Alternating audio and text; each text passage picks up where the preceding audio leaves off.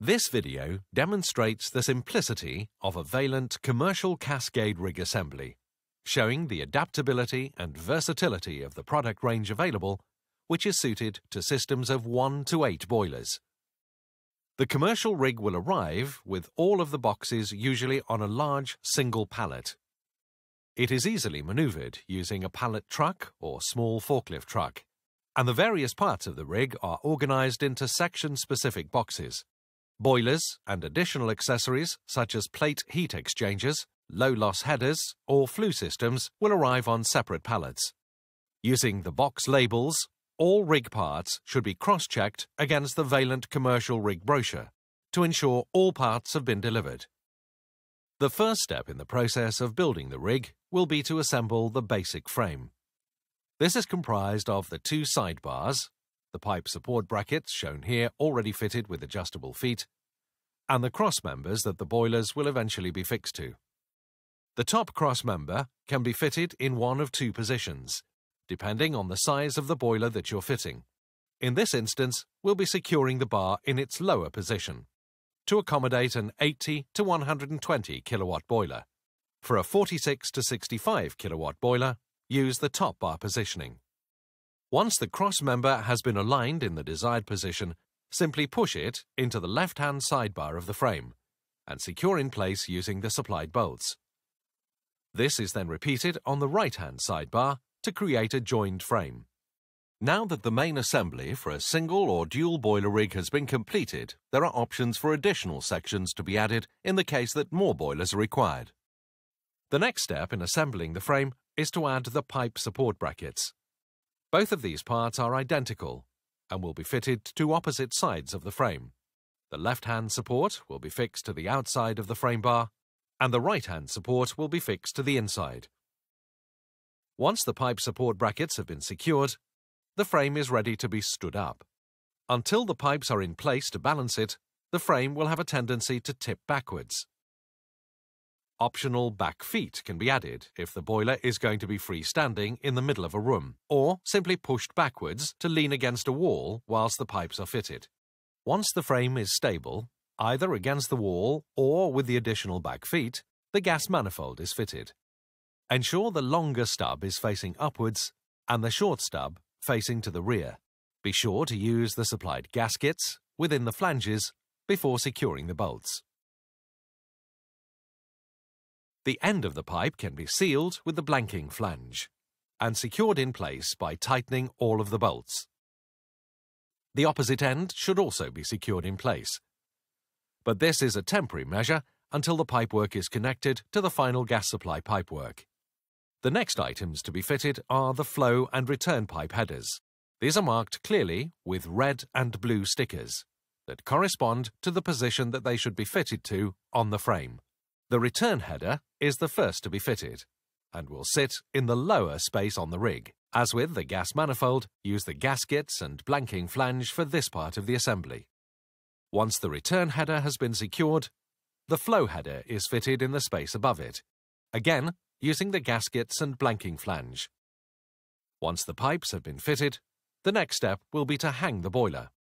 The first part of this process will be to fix the hanging bracket, which you will find in the top of the boiler box, along with the compression adapter, wall fixing bolts, and installation manual.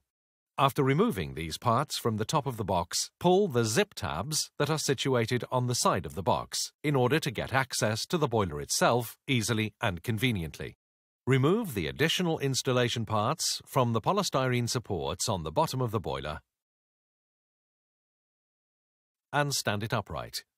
The sturdy base packaging will protect the boiler in this position until you're ready to hang it. Before lifting the boiler into position, the hanging bracket should be fixed onto the cross member of the frame using the bolts provided. Once this is securely in place, carefully lift the boiler and slot the metal tag into place on the hanging bracket.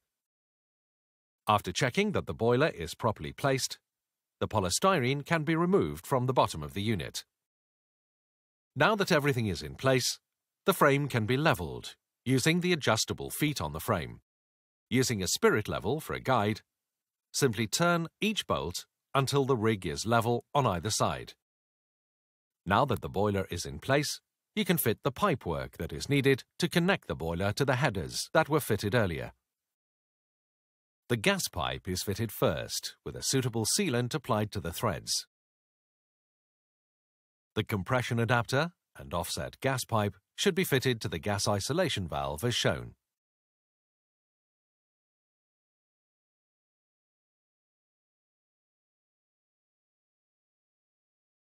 Separate the gas isolation valve at the union and fit the offset gas pipe to the gas manifold on the rig.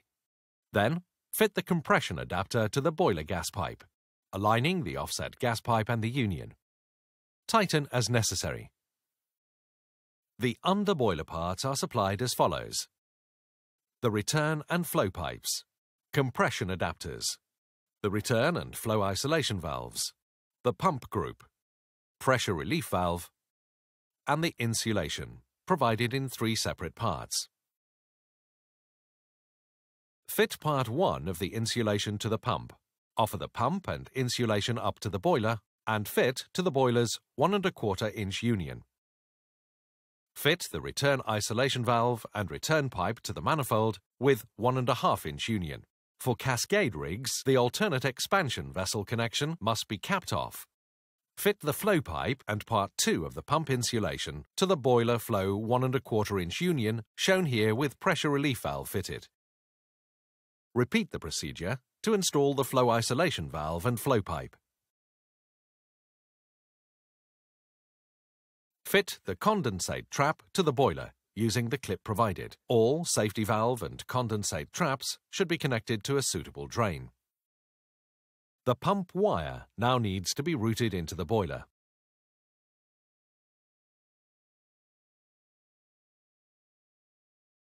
Now, fasten securely with the clip.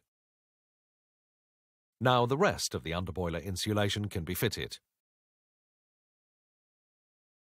When the underboiler pipework has been completed, the wiring work of the boiler accessories can be done. This begins with the flue non-return flap being fitted into the boiler flue connection on top of the boiler. The wires attached to the non-return flap can then be pushed through the grommet to the left of the flue connection and fed into the boiler itself. The VR40 terminal board is supplied with the flue flap and can be added to the main circuit board and the components clipped into place.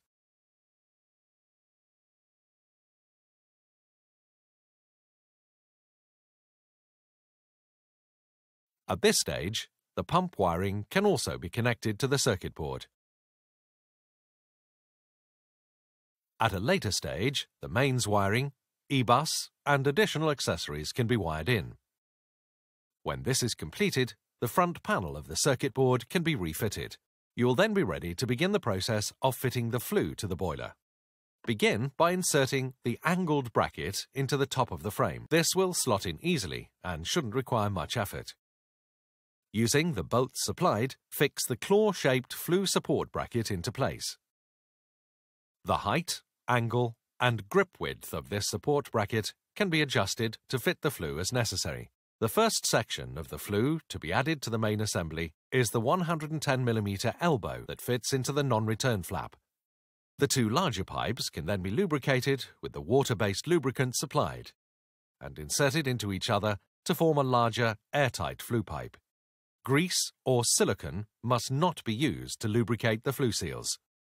This structure can then be fitted to the top of the main assembly at a minimum angle of 3 degrees to allow any condense to drain back to the flue condensate trap. There are options for back-to-back rigs, which we will show here being fitted as an L-shaped add-on to the rig we just built with the aid of our round-the-corner kit, which is available for DN100 pipework only.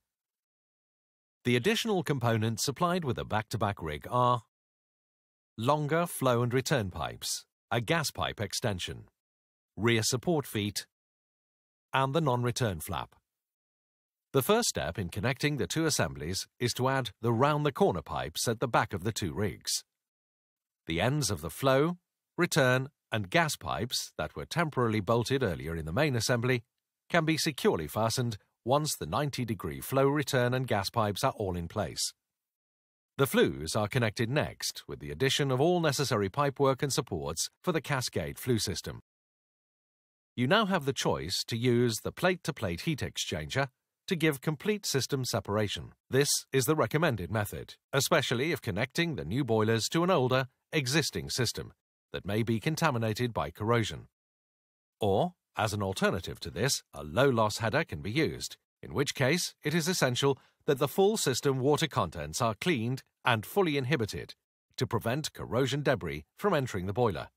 It would be wise to incorporate a good quality dirt filter system. As a final step, the pipes can all be insulated to cover the underneath workings of the assemblies.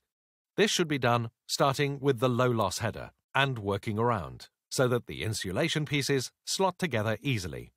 When insulating the low-loss header, a spacer piece of insulation is required in order to make everything fit securely. This should be fixed first and then placed over the end of the header. The main pipe insulation segments are supplied as a block of parts that lock together.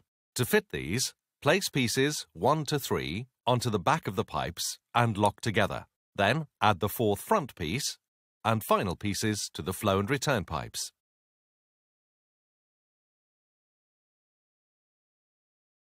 Repeat this process for the entire assembly, finishing with the end piece. This completes the process, leaving you with a smart and fully insulated commercial boiler rig.